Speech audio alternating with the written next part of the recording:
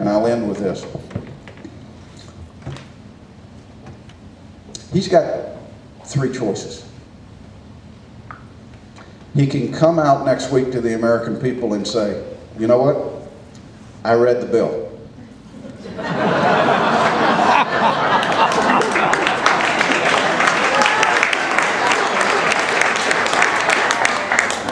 I share your concerns about what they put in it. And it needs some changes.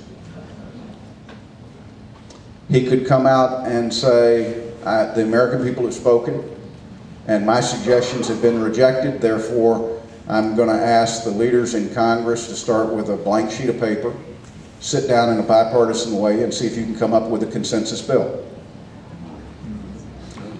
He could go out on Wednesday and he could have one of his sensational oratory moments. And the net result of it is the next week, Nancy Pelosi ram a bill through the House of Representatives that looks just like H.R. 3200, and then challenge the United States Senate to change our rules to allow that bill to be considered with 51 votes versus the 60 votes required for any policy changes in the United States Senate. I don't know which one of the three he's going to choose. But let me just focus in conclusion on the last one. If they choose that, they will claim that this is that important, that partisan politics is at such a heated level that they need to do this because America needs this reform. Trust me, I started with what I said. I agree with them. We need reform. I don't think we need this, but we need reform. But here's the way the Senate operates, not to give you a civics lesson because everybody's had one, but the Senate is unique in the world. The House of Representatives, you get 50 plus 1, and the House is decided every day on a 50 plus 1 vote. The United States Senate operates under unanimous consent. Every day I go to the Senate floor, if Harry Reid wants to consider a piece of legislation, he stands up and says this, Mr. President, I ask unanimous consent to consider S 813.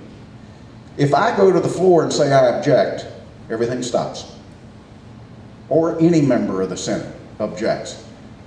It's 3.5 days until Harry Reid could procedurally get to consideration of that bill. And if I insisted on objecting at every step along the way, it would be 1.5 weeks before Harry Reid could conclude that bill. That's the balance that our system has become reliant on. Senator Helms used to say that the United States Senate was the institution that was created for bad legislation to go and die in.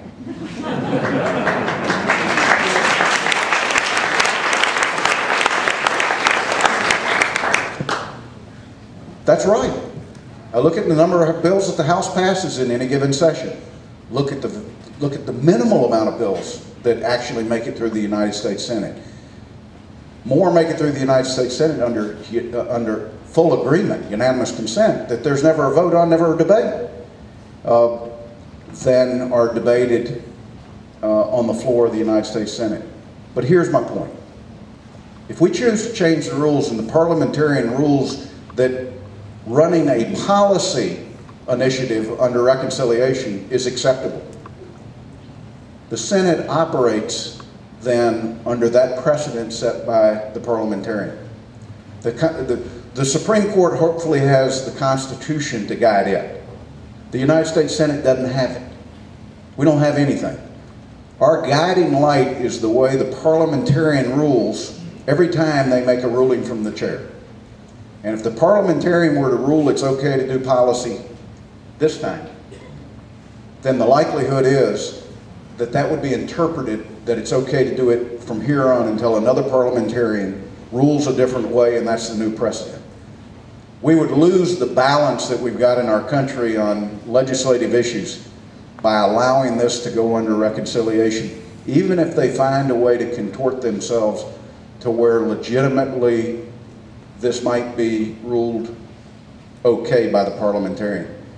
It would change that balance of the House and the Senate that has worked so well for so many years. I would just caution the American people, if you perceive that this is going to happen, and you will hear in the next 2 weeks,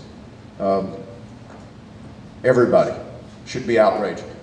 Whether you're for health care or not, you should be outraged that we would consider changing 200 years of a balance that might change the future. I want to leave you with one thought. Helen Keller was asked years ago by a reporter, could she think of anything worse in life than to lose her sight? And she paused for a moment and she responded this way: to have my sight and lose my vision.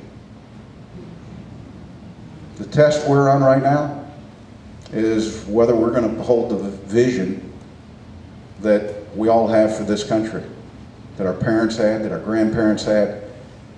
What every soldier goes into battle and lays his life on the line for, the freedoms, the liberties, the future. You know, to some degree it's selfish for me to come and ask you for your support for myself and for other candidates. But I'm doing it for the same reason you're here. I'm not doing it for me. I'm doing it for my kids. You're doing it for your kids and your grandchildren. That's the reason you're involved. You know, truthfully, I've gotten to that age where I'm on the second half. There's not much I can screw up that's going to change my second half. But I can do some things in a positive fashion that affect those in the first half as to what the second half opportunities are going to be like for them. If I feel like I've got something that could contribute to accomplish that, I'm more than willing to throw my hat in the ring and to continue to do it. But I can assure you, it's in the best interest of all of us that we find a way to change this country's direction by changing its leadership. Thank you. God bless.